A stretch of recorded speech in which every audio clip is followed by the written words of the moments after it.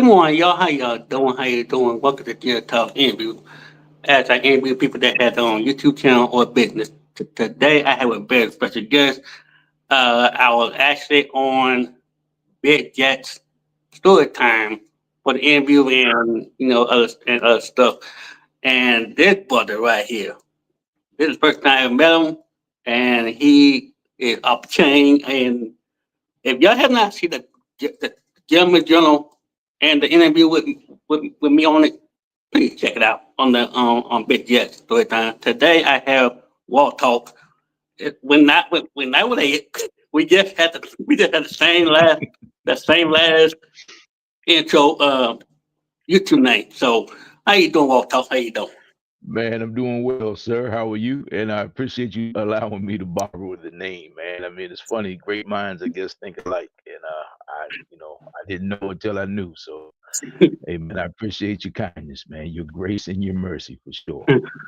So please tell the people tell people about how you start your channel. If you do have a channel for a business, let people know how you start your YouTube channel, your business, and how the name Walt Talk come from.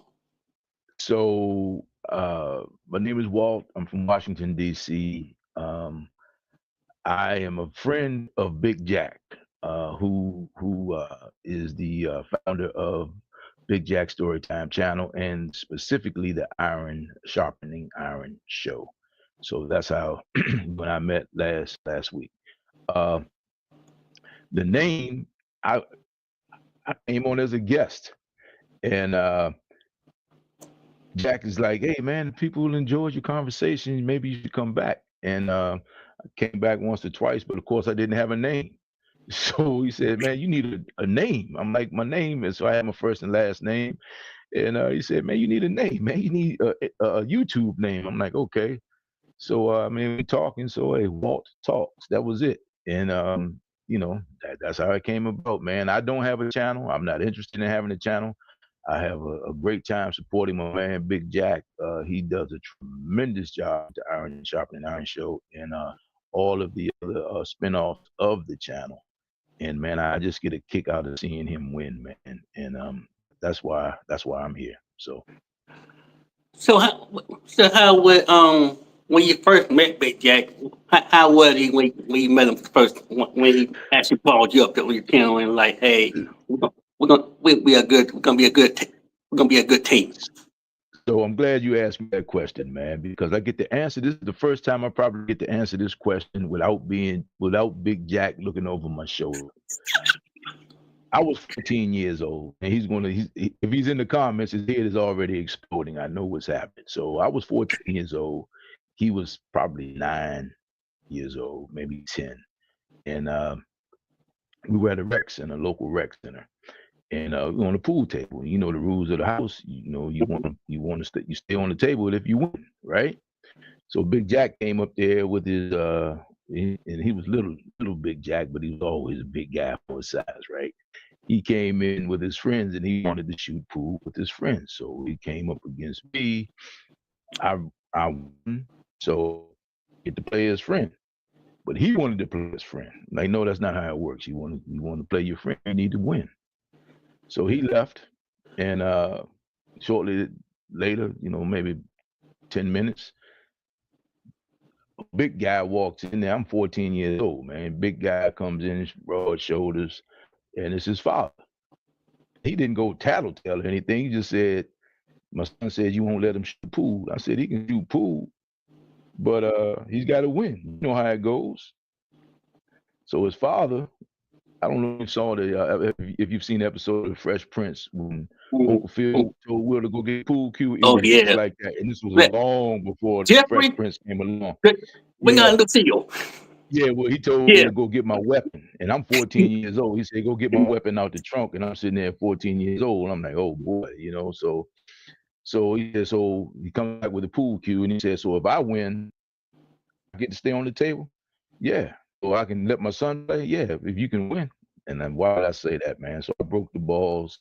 Never got another shot. Never got another shot, man. His father ran the table on me, and it's over. So 14 years old, I leave the rec center, because the wait is long. I walk back to my neighborhood, which is probably 10, 15 minutes, maybe 15-minute walk. And I'm sitting out in front of my building, and his father shows up. I'm like, what the world is going on? What's this guy following me, right? But come to find out, he was coming to visit someone in my building. And so, we laughed about it a little bit. And I hadn't seen him or Big Jack till about another maybe 5, 6 years. I went and got a job. I was working at a TV rental company and repossessing TVs, no green, no screen. It's one of those back in the day. I don't know how old you are, man, but back in the day in the 80s, people used to rent TVs. This is, so I'm going to get this job, and his father's my supervisor. And his father and I were friends. God bless the dead, is deceased now, but his father and I became friends, man. Big Jack and I became friends, and that's how we met. But the real story goes, I always tell people, Big Jack has been bullying me since I was 14 years old. So that's what it is. So Big Jack and I go way back. We're friends. We together from time to time. We golf together. We discuss debate together. And we are truly friends. So we don't have like a YouTube relationship. We got a real friendship. And man, I'm gonna tell you, what you see is what you get with that guy. The only reason I'm involved with this show because he's not into clickbait. The man has integrity, and he's trying to build. He respects the process. He's an athlete. That's the athlete in him. He just respects the process. And I can always work with that. So when y'all go live Wednesday and Sunday, do you get him ideas or do y'all come together in there? Y'all bond with what show you No, want? man, look, I don't even, this is not a job. I mean, I do two things that I volunteer in my life. I volunteered at the African American Museum in DC, and I volunteered at Big Jack. And when I say that, I mean that from the standpoint of it's Big Jack's show, man. Now he may run some ideas past me. He books the guests. I've suggested and been a part of a few guests showing up. Excuse me, but it's his show, and he'll run things by me, because I am still a YouTube watcher, right? I mean, he's in the game, man. I don't pretend. I have a tremendous respect for what you guys do on this YouTube thing, man, and I don't even pretend to act like I know this thing. I just know how it strikes me as a consumer of YouTube. So I have these discussions with him based on my knowledge of how it makes me, how it reacts to me. So those are discussions we have. But most of what you see, man, is Big Jack. I try to bring some value, just bring a different opinion. I always say somebody's got to represent the low calorie large section in the world, So I come in and try to come in and do that. So So Big Jack when is so when you I'm sorry to interrupt. So no good. when y'all both go live, I know do you I know I asked Jack this question. Hmm. Do you get are you nervous get on when he mentioned you to get on? Do you ever get nervous when you actually like, oh no, we about to go out You in know the what? front of the world? I know you're not nervous now on my Hmm. channel, but when Hmm. you're on his channel, do you ever get nervous when you, like when you're up on his channel and start talking for a good 10 minutes before you bring a guest up? I don't really get nervous, man. I'm gonna tell you why. I mean, because I'm talking to a friend. I'm just having a conversation. It's like being at the Mhm. barber shop, which Right, I haven't been to in about 35 years, by the way, other than maybe get a little shape up here of my right, beard. right. But it's like being at the barber shop. Also, just to give you a little history about myself, I'm a retired firefighter in DC. So I did 28 years with the fire department. I volunteer at the African American Museum. I've always, worked in jobs where I've had to deal with the public. So, I mean, people are people, man. Everybody's just trying to figure out. You just have conversations, and if you're honest about your intentions, people see that, and you just flow. So talking to Big Jack, just talking to a friend, Mhm. and yeah. So I think you pointed that up. Hmm. What year did you? I know you are a retired firefighter and everything, which is Hmm. amazing, 20 years. So what made you start being a firefighter? Oh And man. and that kind of stuff. And how that journey go before you came and decided want to be on YouTube and hang out with your friends, hang out with Big So Jack. so for me, I started out chasing fire trucks as a kid. I always wanted to be a firefighter, and I also noticed I had an uncle and a godfather who were firefighters. I always noticed, man, they were always clean, dressed to the nines, always enjoyed themselves, had great homes, great cars, and carried themselves like gentlemen. And I've always noticed that my father was the same way. He wasn't a firefighter, but that's how my father was also. So these guys had a heck of an impact on me because I could see early on in life that being a gentleman and being respectful took you a long way. And a job as a firefighter had you had instant respect for the lack. I mean, everybody loves firefighter, right? So and then of course, kids, man, my buddies trying to set the woods on fire and all that kind of stuff. That just wasn't my thing. So, always like being a firefighter, man. You get to serve your community. No 2 days are the same. You make a great living. You have a tremendous amount of fun, and you learn an awful lot. And those are pretty much the character traits that if you take those four, if you can cover those four things, those 4 or 5 things in any profession, anytime you speak into a room, if you can cover those 4 or 5 things, if you can capture those 4 or 5 things, you have grasped your audience. So it grabbed me because it satisfied those things in me. I love I love what I do. I still help people to this. I did my last 3 years in recruiting. I still help people to this day walk through the process because it's a very arduous process. If I'm walking the dogs, if I'm walking down the street, I still see young kids, man. And I'll tell them about the fire department. I mean, because it's a great opportunity. It's a great opportunity to serve your community, man. And no 2 days are the same. And for the guy that gets bored quick, that's me. It was a great thing. And in the relationships, you got a diverse workforce. You know what I mean? You have it's like a pot of gumbo, man. Like the things we talk about in the sitting room at work, you, you would get thrown off of YouTube if you talked about it on your show. I mean, we discuss everything goes, anything goes. I've been retired for 11 years, going on 12, so I'm not having. So this kind of fills that void for me. But it's like a pot of gumbo, man. All of these ingredients by themselves don't mean anything to anyone. They taste horrible. But when you put those things in a pot and you throw some seasonings in there, man, you put a little flame under there. That's that intensity. That's those conversations. When you put a flame on that pot of gumbo, man, eventually it all becomes amalgamated, melded together, and then you get a flavor that's unreal. And that's why I enjoy the fire department because you have honest conversations. Even when I'm helping people, even on the 911 call, you show up, somebody called 911. It may not be an emergency to everyone else, but it's their emergency, and you see people at their worst, and you get a chance to make a difference. You get a chance to add value to someone's life, man. And that is a tremendous feeling. The short part was the short trucks or the loud truck y'all driving. So we started off on a pointed ladder truck. Uh, uh, was a year the probation. I tried to get out of there because I thought I was going to the other part of town, but ended up going downtown. So I transferred to the engine because I wanted more action. Um, Became the wagon driver, which drives the fire truck, get paid extra to drive the fire truck. Got promoted. Wasn't even going to get promoted, man, but I was doing the job anyway because I was one of those guys that's just like the paperwork, all the lieutenant's reports and all that. I mean, I need to do that. You know what I mean? The battalion age stuff. I need to learn all of that stuff because my thing is the more you know, the farther you go. And there's a lot. It's like the military.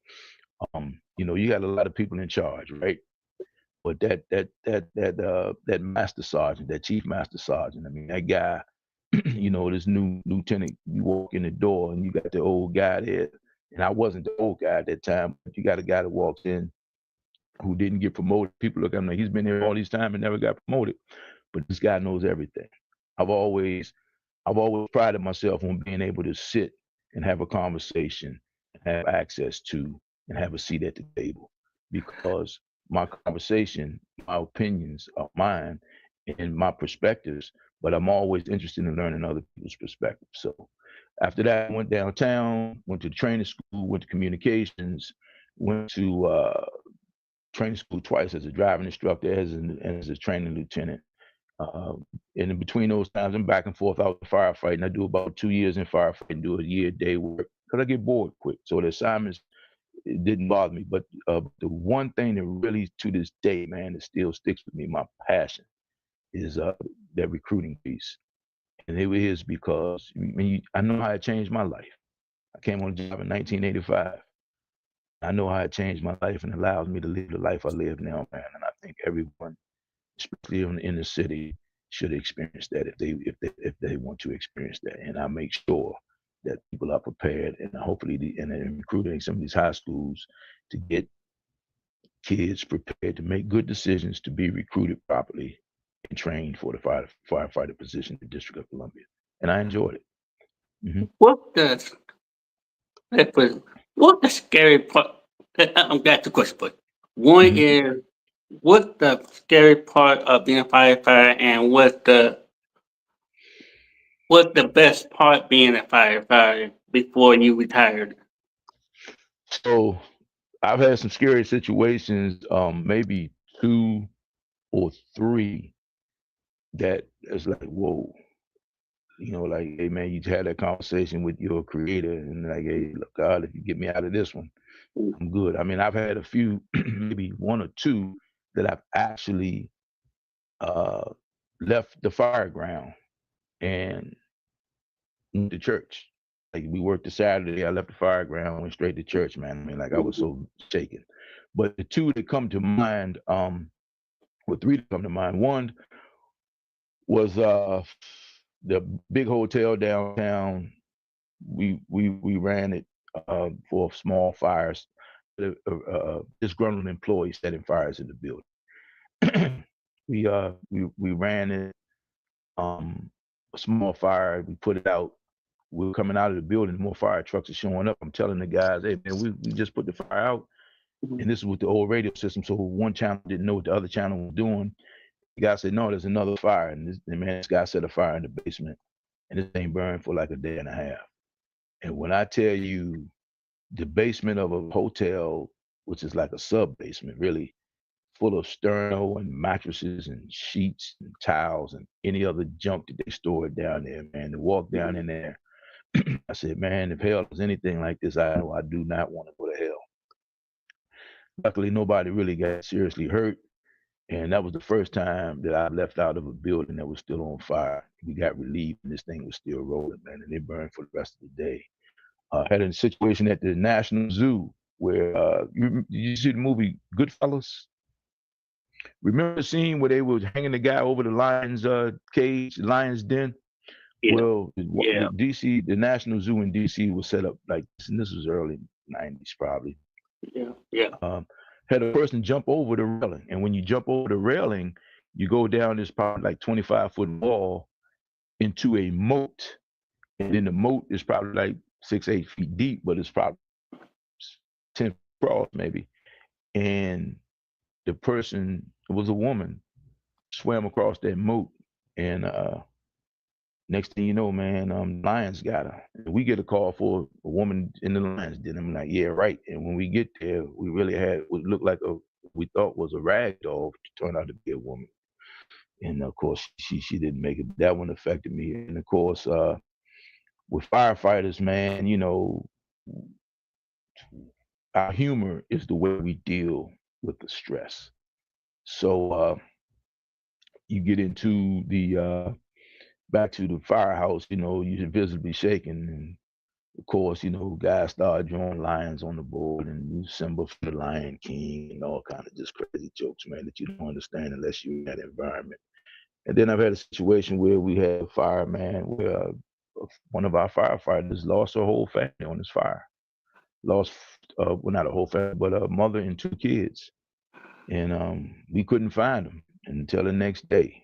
And when they found them, they were all huddled in a closet that had no handle on the door. It was like it was spring loaded. and the steps had burned out, so we had to abandon the building. Man, we thought everybody was out of the building based on what the people inside the house told us. But come to find out, the father had dropped the mother and kids off, and the guy who was inside the house who lived in the basement didn't know. And the guy who was upstairs had already perished because he dove out the back window. So nobody knew they were in there. And it was just, man, it was a sad thing to find out the next day. So, but you deal with that. You talk to your friends. You know, you lean on your faith. You lean on your understanding, and you be honest enough about what you're going through. Because if not, man, you know, you'll become a horrible person. You'll become jaded and a horrible person.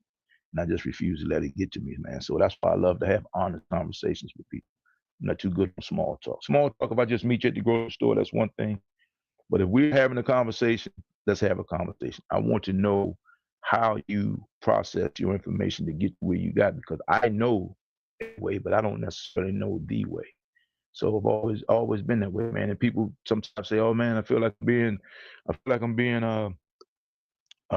investigated." But I'm like, here's the deal: I can't make a decision what we're talking about unless you give me all the information. And unfortunately, most people, I'm not going to say lie, but most people hold out a material fact to get you thinking the way they want you to think. Well, if you're honest about your intentions, you want to give me the information that I need to make a decision so we can have an honest conversation.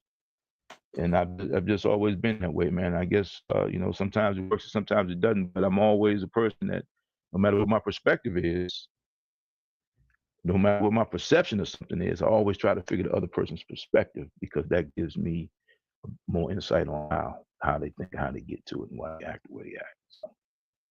So after 28 years of serving, thank you, sorry, by the way. Hmm. Um, bef- do you ever have a plan? If you weren't doing being a firefighter, do you ever have a backup plan? Other opportunities before you want to be a firefighter? Do you have So, other options you want to do besides if you want to do it? you know, I'm one of the people, man, that fortunately, I got to do what I wanted to do as a kid my entire life. Mhm. And a lot of people never get to experience that. But during that time as a firefighter, because we worked one day and we're off for three, we worked 24, 72, 24 hours on, Yeah. 72 hours off. So I drove a limo for 15 years because I thought I was going to get in the limo business, but I realized quickly that I didn't want to be in the limo business, but I did enjoy driving the limo. So for 15 years, every R&B singer that came through DC from 85 to 2000, including all the rappers, I was there for that. I've sold mortgages. I've been a mortgage broker just before the wheels fell off the bus in 2007, 2008. And I said, man, there's a lack of integrity just kind of got me because they were doing all kind of crazy loans. And I'm like, this can't last, can't sustain itself. I've been in network marketing. I've had some decent network marketing deals, built some incredible relationships. But, you know, man, I'm a notary in Washington D.C. I'm a notary in Washington D.C. I still do loan signings because a lot of people use mobile notaries now for loan signings. So I'll do Mhm. those. I've always had the American Museum. My thing is, man, I'm open to I'm open to to new ideas and to meeting people and to trying to figure out what my interests are because you don't know what you don't like until you try it, right? And I mean, within reason, of course. Let's be clear about that. But you know, I'm just excited. Like this YouTube thing with Big Jack, it's kind of Mhm. exciting to me, man, because it's different. I don't know. He doesn't send me the questions. I'm glad you didn't send me any questions because I just like to kind of just see where it takes us. It's like being in the barbershop, man. And I think, Yeah. and my two biggest hobbies are motorcycles and golf. So, you know, I connect with I got a hodgepodge of friends. People, I have an eclectic group of friends. So when I retired and all of my friends from my different worlds showed up, it was an amazing thing.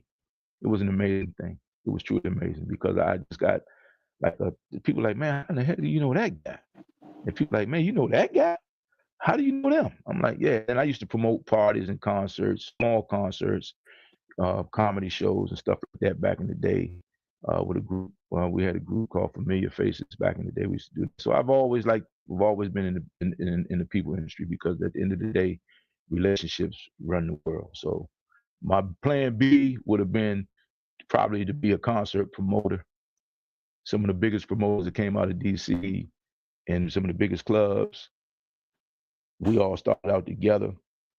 Always had the fire department to fall back on, which was a great thing, but it probably hindered me too because I probably wasn't as hungry as these guys were, and these guys are known on a national level. Some of the biggest clubs out of DC, I mean, if you know anybody from DC, you know anybody who's been to college in DC, they've been to these big clubs, and now they have lounges and stuff, restaurants, and this guy's doing good, man. So I learned a lot and watched a lot of people grow, and I learned a lot from it. So I'm inspired by all of that. Well, that wow. I mean, you follow the mower, the name of the name of driver from the BET Award. Who did you meet when you picked these rap Oh man, so-called celebrities? Who you picked up and were you like starstruck when you met them nah, and did you ever take nah. pictures with them or Yeah, her or whatever they are? so when we get offline, man, I'll send you some pictures, man. It's funny you Please asked me do, that, right? please do, I mean, please do. these pictures are old now. I mean, like I said, that was 85 to I was 2000. 3, But so I'm talking about every my man. But you got to understand, man. right, Every rapper, when rap started hitting and it started going on tour through DC, right. here we go. But Queen Latifah, LL Cool J, man, I've got pictures with Tupac and Digital Underground when Tupac was a dancer. Oh, Patti LaBelle, Anita Baker, wow, uh, you name it. I mean, because the company that I wow, worked for had a contract with big promoter in right. DC who was also had to deal with the national promoter who was Al Heyman at the time. Uh, so all the acts that came through, same thing. We used to do these shows, man. And Mm, the guy that I worked for, guy named man, let me put his name out there. Named Greg Duckett, man. Duckett Limousine. right, right. Hey man, man, he opened my eyes to a lot of things. He was like a big brother, just like like Jack's father was. Duckett was about the same difference in age, and he had a younger brother who I was pretty good friends with, who used to work for a local band, Trouble Funk, back in the day. Uh, but hey man, he put me on a lot of game, man, because my plan was to get a limo and start the limousine business. But he put me on a lot of game, and I just realized that the time to really do it and always been on call. And I was already an emergency responder, first responder, firefighter. So I was an essential employee. And now with the limo, back in the day, we had a page. You ain't familiar with pages, I'm sure, young fella. But we had pages. Every time your page go off, you got to go. So, but man, every Gladys Knight, man, the OJs, just anybody you think of, even down to with the boys, the kids, new kids on the block. Donnie Wahlberg, Mark Wahlberg was Marky Mark at the time. I mean, Okay. man, when they hit, we used to have them, Earth, Wind and Fire, New Edition, of course, Johnny Gibbs from DC. Ooh, The only people I can say I haven't driven is probably Michael Jackson, Janet Jackson, and Prince, because my brother, my buddy's brother, or my man were in with them. I ended up with the band. But you know what's weird? I'm gonna tell you what's funny. They'd ask you what man, you a full time limo, you do this, yada yada yada. right, right. I was amazed at how many of them, man, when I told them I was a firefighter, were like, man, you a firefighter? Because every little kid at some point, when you were a kid in my generation, you want to Hmm. be a police officer or a firefighter. And I got some buddies that's tremendous friends that are police officers, man. And we always joke with each other to this day. If you had passed the test, if you had about 10 more points, you probably could have been a firefighter instead of a police officer, but you didn't pass, so you ended up going to the police department. That's a joke, an inside joke that we have. But yeah, man, it's just like, again, always a job, in a business, or hobby. Try to serve people. That's what I mean. I like to serve people because, man, I've been blessed. Let me tell you that I've been blessed tremendously, and my blessings always come when I do what's right by other people. I get mad, man. God will always put it on me, man. So when I do what I'm supposed to do, when I do the right thing for the right reason, I'm always blessed. And sometimes I'm blessed with a hard lesson, not to do. But I'll take those too because it's not a loss, it's a lesson. So that's what it is. So, okay. So putting all the firefighter, the limo together, Mhm. mortgage, what you learn from all that and make you become a person right now? What you learn from all their experiences? That's a great question. At the end of the day, man, everyone is just trying to make it. You understand? Hmm. Everyone is trying to make it. The difference is, in my opinion, this is my opinion. Hmm. When people look at life as a zero sum game, meaning you have the name Jarrett Talks, so you're interfering with Walt Talks, or you have a show. So man, I'm not coming on your show because I'm on Big Jack show. That's crazy to me. I Right. mean, it's like liquor stores, churches, Hmm. hospitals, you name it. There's Hmm. enough of everything to go around. Well, I think like Big Jack, back to Big Jack. Hmm. Hey man, when each one teaches one, it reaches one, we can all grow and glow together. You understand? Because the rising tide floats all boats, man. I mean, it's like there's enough room for everybody. Iron sharpening iron is the name of the big show that Big Jack has. We sharpen each other, and the more we learn from each other, the more we disagree, the more we debate, the better we are, and the more ideas we come up with, and the stronger we are. So that's what it is. So whether you're doing mortgages, whether you're working in drive a limo, one job I probably wish I had that I never had was be a bartender or open up a small bar. Um, whatever you're doing, man, people are trying to figure it out. And here's the thing, man. Here's the thing. When you are not doing what you're supposed to do, you already know it. You already know it. Sometimes, man, people get offended by what you say because you struck a nerve in them. Hmm. Sometimes people don't like you just because you had the I'm talking about you specifically because you had the courage to do something that they talked about and never made the move on. So sometimes, man, when people say things, it's just projection. They're projecting their fears on you. It's not you. Sometimes it's their fears that they're projecting. So for me, when people come at me and say things, I'm like, first I always ask myself, what did I say to get that response? Because I wasn't expecting that response. But then I'm more interested. Now I want to have a conversation. Why do you feel that way? Where does that come from? What makes you think that? And I'm always and like when you, oh man, you know what they say? No, what do they say? And who the heck are they? Tell me what they say.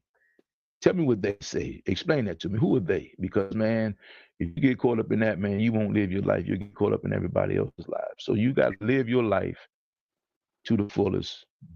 Better today than you were yesterday, and be prepared to share what you know with other people. And if you don't, if you can, and if they take it, they take it. If they don't, they don't. That's okay. If they're offended by you, then they're offended by you. But if you are honest about your intentions, you know, but if somebody's got if they're picking and choosing what makes them offended, if they're picking and choosing how they treat people and who, this is a great idea, not a great idea for this person over here, then it's not a great idea. You see what I mean? If it's a great idea, it should affect humanity. It should help humanity. If it just helps you and doesn't help humanity, it's probably not a great idea. You're probably taking advantage of somebody. You Hmm. know, you probably, that's how bullies operate.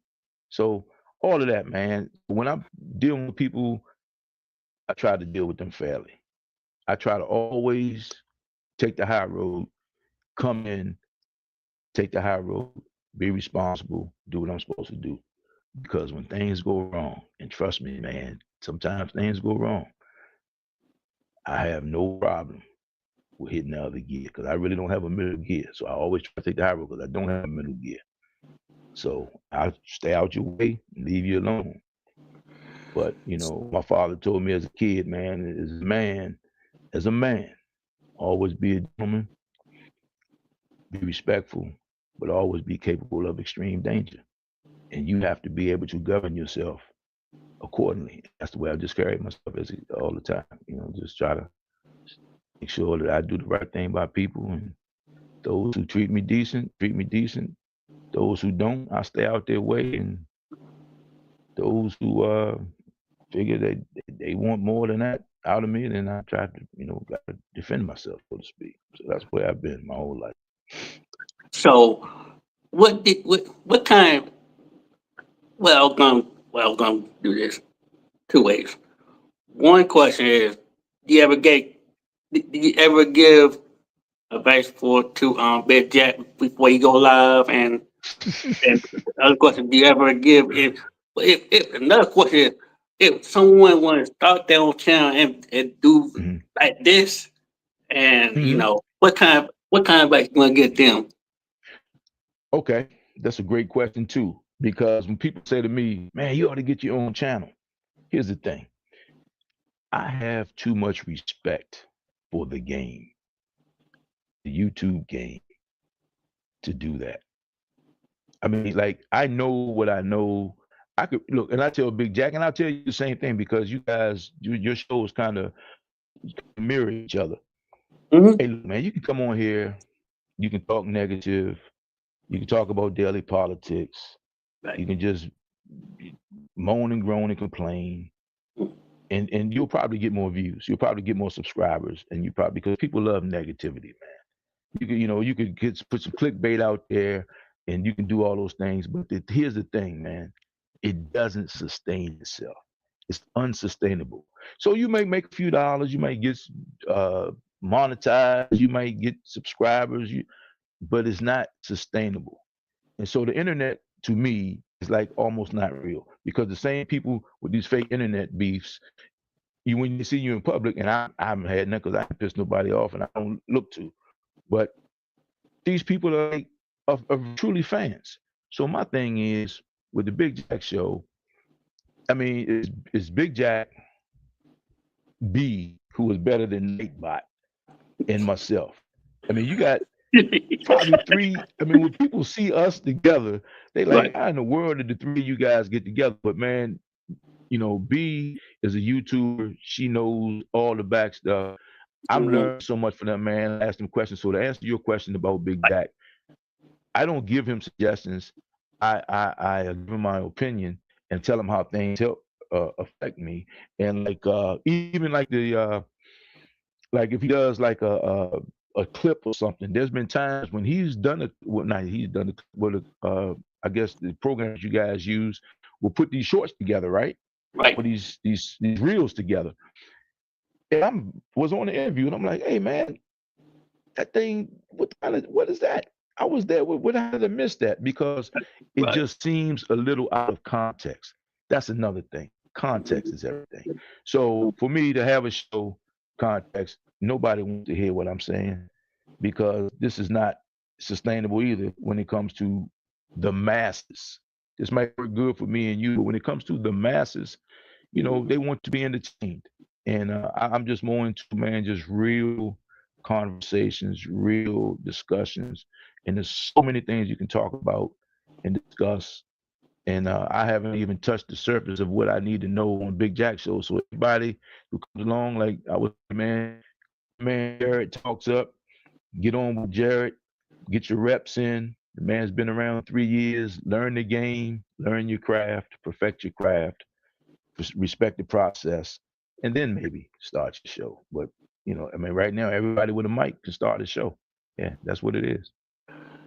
So if you do decide, I'm not gonna put it. If you do Mm-hmm. decide to start your own Mm-hmm. channel, what would Mm-hmm. what would the topic be, and what the conversation to be? It would be like the Big Jack Show. So that's why I am there. That's where I am. Okay. It would be just like Jarrett talks. It would just be, it wouldn't make. Well, here's the thing. I'm not saying it wouldn't make sense, but let's start. Let's get down. Let's boil this soup down to the bone. I have no desire to work that hard. Let's start with that. That's a lot of work, Right. and it's a lot of commitment. And to Big Jack's credit, to B's credit, they allow me to be myself and come in Right. and add value the way I can add value. No, I don't feel overcommitted. I don't feel like it's a burden. And I Mm-hmm. know how hard they work at their crafts. I know it. I see it. And I mean, I don't even see it all. But man, Big Jack, man, there may be texts and emails coming. I keep my notifications on at 11. But I mean, the text and emails coming out all night, you know, just ideas, you know. I mean, so, hey, man, it's a lot of work. It's a lot of responsibility. And when you have the ability, like right now, I think you're sitting on like 3,000 or something, or how many other listeners subscribers you have. I know you have two channels, but My main channel is 2,155 right now.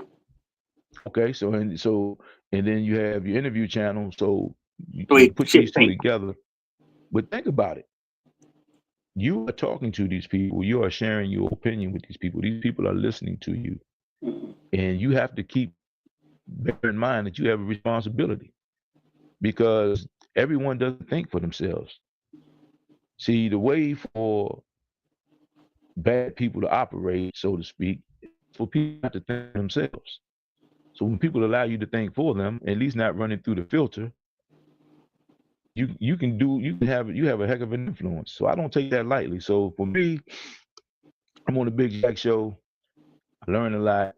I have no desire. I mean, it's just like, man, I'm still amazed that I'm even talking to you. When you said the other night, "Hey, Walt, you gotta get on my show," I'm like, and then I said it like, "What?" And you looked like you were serious. I'm like, "Oh man, I don't," I was like, "Oh man, okay, for sure," because Yeah, I didn't want to look like I was just, just pushing you off. I'm like, "Hey man, sure, let me know when." Here we are, because like, I still can't believe it. I mean, look, I have some friends. I don't even send I might post it on my Facebook or something, right. but I have friends. Most friends know that I'm on an Iron Sharpening Iron show. For some reason, they may have seen it on the internet. Hey man, you didn't tell me this, because the thing is, if I post the clip, or not the clip, but the The what do you show, call yeah. that? Right. Yeah, if I post it on my page and you see it, you see it. I'm not, hey man, and here's the thing, man. I'm just not. There's a whole group of people out there who uh who share our opinions and don't share our opinions that we can talk to, and I don't need to put any pressure, undue pressure. I don't want anybody to feel like, oh man, they're obligated to look. Eventually, and it's memorialized. It's on the internet, so it'll be there. So that's why you can't say nothing stupid, can't say nothing dumb. And knock on wood, to this point, I'm probably safe from that. So we'll see. Yeah. So what's the best thing being a co-host on Big Jacks? What the what let's put it this way. What Mhm. are the memorable guests or moments have you and Big Jack That's countered interesting. during? That's interesting because it's like I only have one daughter and I got two grandkids. But it's like trying to pick your favorite cousin for me, because I got a lot of cousins, right? Like, I don't have a favorite because all of them bring value to my life. mm, Every show we've had, I've learned something. I'm gonna tell you, man. The other day when you were on, you inspired me because some of the things. Look, first of all, I didn't know you've been around. I'm thinking you came after Big Jack. I didn't know you've been around as long as you've been around, right? You said 3 years, correct? it'll be 3 years on YouTube. It'll be three Yeah. years on September 28th. Okay, so that's here we are. It's August, right? We about a month away. Mm-hmm. But you inspired me because, like, I know the grind that Big Jack has. I know how much B adds value to Big Jack.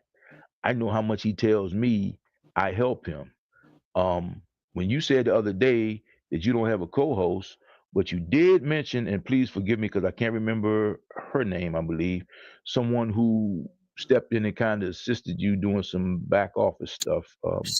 She was a narrator. She wanted a my co-host. She was a narrator. That means she was over my Okay. show, and she pretty much took over.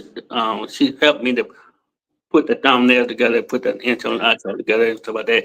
And she just let me know if what day you want to do it, what day you want to do it, what time you want to do it, stuff like that. But I did now. Honestly, I did have the whole. Now I didn't have StreamYard at the time. It was Mhm. on YouTube app, so I had to send the link to Instagram or to them Okay. or email to get her on. So she was there for like a good 6 months, Okay. and then But I took over back. I put it back on my side on my own. That's the kind of stuff. but you inspired me because when you just kind of said what you've been doing for the last 3 years, right? Hmm. Hey man, I mean, like it struck with me because it's like it struck me because the grind is real, and a lot of people don't see that. And of course, man, see, I come from an era where if you had something to say, there was a real reporter who stuck a mic in your mouth, in your face, stuck a microphone in your face, like right here, like right here. So how do you feel about such and such? Hmm. And it's like then you had to go through the editor for it to hit, Hmm. right? Right. If you wanted to put out music, um, you know, hey man, everybody just couldn't get on the radio, right? So YouTube changed all that. So now everybody has something to say, me included, because nobody would want to hear what I have to say, right? So from that aspect, when you tell me what you had to do and how much you were doing by yourself, so to speak, I respect that, man, because we still have lives. We still got jobs. Hmm. We still got families. You got responsibilities. Little league baseball games, football games come Yeah. up. You got dance recitals and all that. But when you running a live show, when you are saying that you're going to be somewhere on a certain night at a certain time, Hmm. I mean that's hard to get out of. That's I mean not to get out of, but I mean it's like that's a commitment, man. That's a heck of a commitment. So you can't do that for the money. It's like being a firefighter. Right. The money will not sustain you. There is not enough money any city, municipality, government can pay you to put a value in your life. It has to come from inside. And with the YouTube, same thing. The people who are doing this thing, I mean, it's nice to get paid, don't get me wrong. And I'm sure if they send you $1, you'll cash the check or frame it. But at the end of the day, I just understand that how you guys operate. You, B, Big Jack, y'all don't do it for the money. And I have a tremendous amount of respect for people who operate organically. It always has struck me because I know what it takes. Like as a government employee, a guy as a firefighter, I have a tremendous amount of respect for entrepreneurs because I've never had to wonder where my next check was coming from because I know every 2 Fridays as a firefighter I was going to get paid. But for a person that's in the business, that's got to basically eat what they kill, for lack of a better word, I got a tremendous amount of respect for those people, man. And the people who do that without compromising their integrity, that's huge, man. That's big. I respect that. And a lot of people can't do that without compromising their integrity, without painting outside the lines. That's a hard thing to do for a lot of people because a lot of people don't even do that with the guaranteed money. They paint outside the lines for the guaranteed money. So just imagine if you got to eat what you kill, the corners people cut. So when you find somebody that's in the game out of love for the game, I just respect that. I just always have. And here's the thing: as crazy as it sounds, we all know guys on the other side of the law. But man, some of my friends who live outside the law, and I don't have as many now because most of them have learned their lessons because we're all grown. Uh, I've had a tremendous amount of respect for them because still had a skill set that can travel. And once they figured out that the skill set that they had can be used, their powers can be used for good, not bad, tremendous businessmen, preachers, fathers, mothers. community leaders, politicians, because they still respected the game that they were in, whether it was legal or illegal or right or wrong. They still work, created work, and they learned the skill set, and that skill set was able to take them to the next level. And right now in this game, there's so much I don't know. So to take you a long way around the corner, that's my answer. Well, since we're talking about Big Jack, he in the house right now in the comments, Big and Jack. I appreciate him to have me on his channel. Also for for you and Big Jack, will y'all ever like when that on put it, when Big Jack hit the go live button? Do you ever give him like, hey, let's have a good show. Like before you when you go up and doing topics, the yellow that say, hey, let's have a good show. Does he ever call you and say, hey, let's have a good show? I hope I'm afraid I want to mess up anything. Do you ever like I think uh uh I think the beauty of our show of the Big Jack story of the Iron Sharpening Iron show, I think the beauty of it is that we don't have those discussions, because I think what's understood doesn't need to be discussed. like So, like, even if he has a guest on and he may send them questions or give them an idea of mm-hmm, how the conversation is going to go, hey, man, sometimes I don't even know who's coming on the show unless I see the thumbnail. Or he'll be like, hey, man, next week we have so and so, or I book such and such. right, right, Because okay, for me, the way my life has worked, especially most of my adult life, mm-hmm, I've walked into a situation and had to figure it out. And that's when I'm at my best. That's when I'm at my best, yeah, because I walk into, I mean, look, you prepare yourself every day for life in general. You read, you study, you work out, you try to figure it out. You observe things, you maintain your situational awareness, you pray, you meditate. All of these things prepare you, right?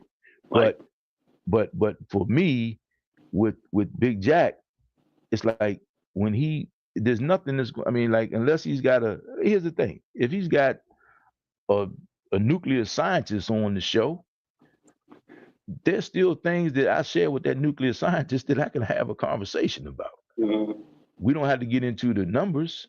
We don't have to get into to the basic to the nitty gritty. But there are certain principles and values that he has to maintain or she has to maintain to be that person, and I'll go with that. You and I come from different walks of life, but man, when I saw you, when I met you, talked to you, we just clicked. I just, again, B and I, Jack and B. I mean, people see us and like, I mean, like, it don't mean it doesn't affect me, because that's me, Jack and B having a conversation, right? But when people see the screenshots of us, they're like, how did y'all hook up? I'm like, man, B is better than Nightbot. I mean, if it wasn't for B, just think about how hard it is to keep the trolls out, to do the things, to drop the links and all that, man. That's a lot, man. That is a lot. And I didn't even know how much went on, how much goes on behind the scenes until I started getting involved. And there's still a lot of things that we discuss, but I'm not involved in. They have conversations that I'm not even privy to. And I'll ask some of the dumbest questions, and they know that I don't know the answer. I mean, like, even though it might come off as crazy, it's like, oh, he really doesn't know. Like, we had that conversation the other day when you were on about the videos you had with that you got taken down. I didn't right. even know how The that short, process yeah, worked. right, Yeah, I didn't right, even know how that process worked. I had no idea. I was clueless. So, yeah, sometimes ignorance is bliss, man. So I try to learn as much as I can, but I only know what I know, and it's impossible to know what I don't know. right. But I was gonna ask B this. I was gonna ask B that question. I Mhm. know. I'm, I'm not gonna say she better. This is my I'm thing. saying she's I better know than Nightbot. everybody's different. I know everybody's on their own path and all that stuff. But when B Mhm. came in the chat Mhm. for Big Jack and everything, did y'all ever not? You ever concerned about the troll coming in the chat, and it been like, you ever think about putting like the survival mode on, or does she ever like is she the one only? She put the Let me tell you why. Let me tell you why. I say that about B. And well, I didn't make that up. I mean, I just agree with it because Jack said it. Mhm, And here's the thing: there's things that happen on the show in the comments that I'm not even aware of because I try to mhm, be engaged because I don't know what's coming. I try to be engaged to make sure I'm paying attention, right. to make sure I listen, right? Mhm, And I'm hearing what they're saying in its proper perspective, right? In context. I'm hearing it in context because you want to hear things like sometimes you hear people say things like, okay, what are they really saying? And then I may ask a question about that to get some clarity. But with B, when people come in, when trolls come in, I know mhm, B has dealt with a lot of that. But this is how I figured out B was better than Nightbot. And this is just me from a YouTube watcher. There's times that I've been on the Big Jack show and maybe B was not there mhm, or somebody else's channel was on and they were sharing they were broadcasting on their channel and they mhm, may have Nightbot on mhm. and like Nightbot will come in and somebody's putting like Sirius S right now Right, has the right there she might have emojis right. and Nightbot was like, hey, stop the emojis. Now I don't know what Nightbot is when I first saw this, right? I'm like, why would somebody tell people to and they said, no, that's Nightbot. I'm like, that's why B is definitely better than Nightbot because you can't police that all day. There are words, I guess. I mean, and I guess you can make it say or do what you wanted to say or do, but Mhm, trust me, man, B is on her A game at all times. right. We call her boss B, but she don't You like that. I changed don't it think she too. like that. Yeah. Yeah, I don't think she like that. But she's the boss, man. She I mean, she changed if it. B gets it done, man, I'm trying to tell you, man, she gets it done. And it's another perspective. Because me and Jack, I've been knowing him since I was 14 years old. We Mhm, don't think exactly like, but we two guys, pretty much same background. I knew his father. We got a lot in common. Play golf together. We bowl together. We have differences of opinions all day long, but we pretty much kind of know how to gauge each other. If Jack and I were walking down a dark street and there was two guys, I pretty much would know how Jack is going to think. I understand how this is going to go. I mean, we can kind of without talking, we can talk, we can communicate. That's why I said was understood doesn't need to be discussed. But with B, she's on the other side of the country. She comes from an entirely different background. mhm, But back to that gumbo I was telling you about. mhm. Man, we just all blend. We mesh very well. We're very, I guess the word is malleable, Right, right? Malleable, right? Okay. We come together. It's like when you stir up the Kool-Aid in the thing, it all comes together. The sugar and all the Kool-Aid and all that kind of blends in with the water, right? So with B, man, it's just there. It's just like that B is on it, and whatever opinion she's giving you, I mean, and she's in the weeds with this thing. She's technical with this thing, man. She's surgical with this YouTube thing. So Big Jack, not so much. And then because he's got the 50,000 foot view, and then me, I'm basically, I'm just glad to be in business class, along for the ride. So that's what it is. So that's why it's just such a great thing, and that's why B is definitely better than Nightbot. And I don't see how she does it, man, because she works hard. And that's why I joked with you the other day. I told you, Jack told me he was going to double. I should have asked for double the money. So he said, yeah, whatever we paying you now, we're gonna multiply it times 2 or 3. So I'm getting right, nothing. So right, and right. and that's what it is. So that's the joke we have. And I'll be honest with you, man, I'm looking forward to the day that Big Jack gets monetized. That's why everybody's got to subscribe and share and like, right? Right. But hey, man, I want this guy to break so bad, man, because he could have been 10, 15, 20,000 deep.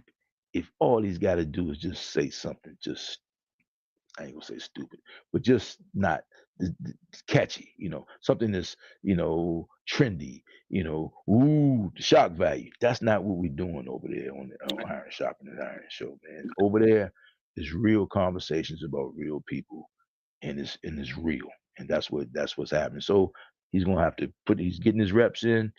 He's gonna have to, and he respects the process, and B definitely respects the process, and I'm along for the ride, man. And basically, you know how it is when you're the passenger in the car.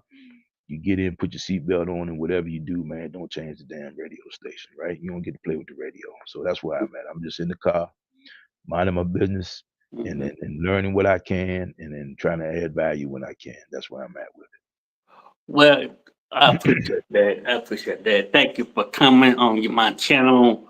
It's an honor to meet you for the, well, second time.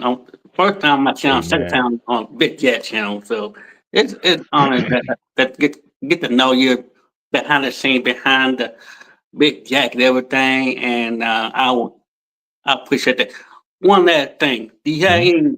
Do you have for B and Big Jack and yourself? Do you have any final words, and you got any final words or advice for me as I continue to my main channel journey and my interview channel So journey? let me start with thank you for having me. Thank you for showing me grace because I'm not used to being here. And when I see this, I'm going to watch this, rewatch this, and I know I'm going to probably cringe because having a conversation and then watching yourself have a conversation is two different things. Big Jack and B, I'm sure they're going to critique this also. But what I will say to everyone, especially in the YouTube world, YouTube, the internet are tools, just like money, guns, whatever, tools. And how you use them determines whether they can work for you or work against you. So I come from a generation, not to sound like the old guy in the room, but I probably am.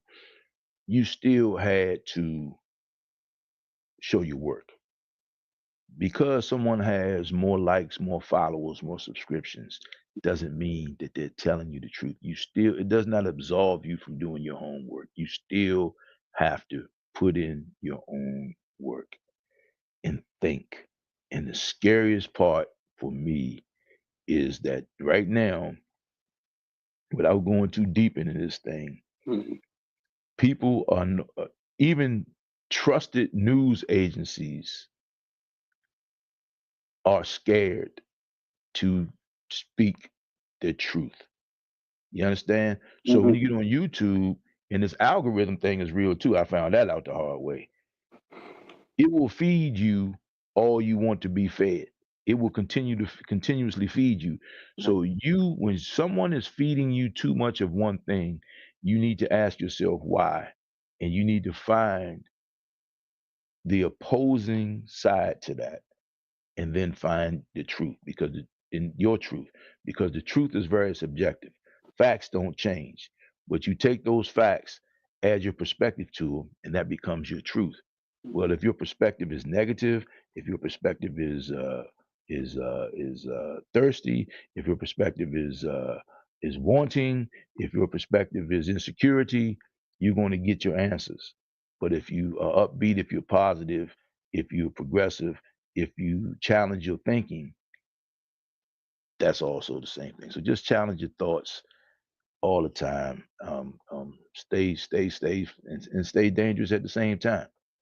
And I say stay dangerous at the same time because you got to stay, your situational awareness. And when I say dangerous, I'm not talking balance, but your situational awareness should always be your spidey senses should always be working. And when we get comfortable, when we get lazy, when we get complacent, we miss a lot. So when I say stay dangerous, just stay on your square. Keep thinking and challenge your thoughts at every turn.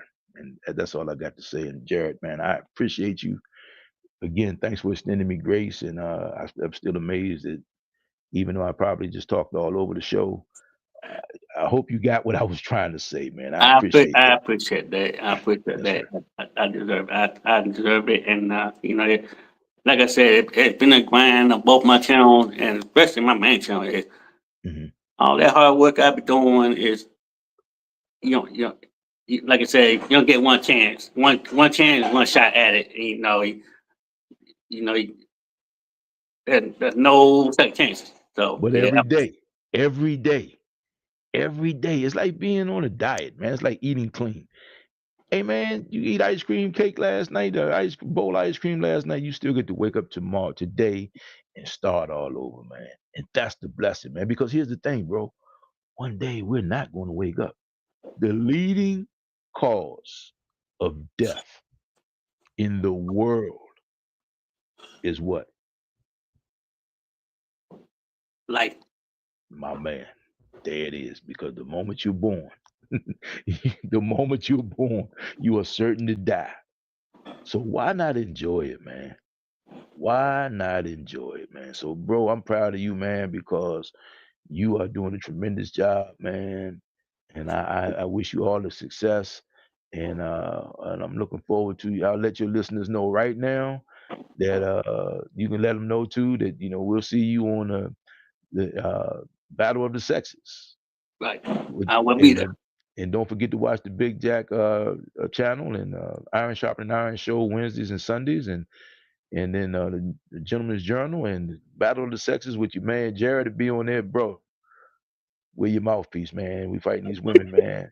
These women are tough, man. Hey, look, put your thinking cap on, bro. They is tough, man. I think we're gonna All be right, playing friendly feud, my man. God I bless you, will. sir. Thank you so I much, I definitely will.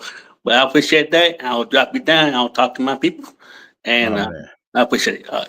Thank No problem. Y'all, there were one. I'm not gonna say the best, but one of the top um, people I've interviewed. Walt talks. It was a pleasure to meet to interview him and talk about Big Jack channel and especially being a firefighter. That's amazing. That's like one amazing thing. So other than that, I appreciate everybody coming by. I want to shout out to B. But I'm not gonna say that. I'm gonna shout out to B and Big Jack come stopping by, some love on my channel, and especially my moderator. She always there for me regardless. So I appreciate that.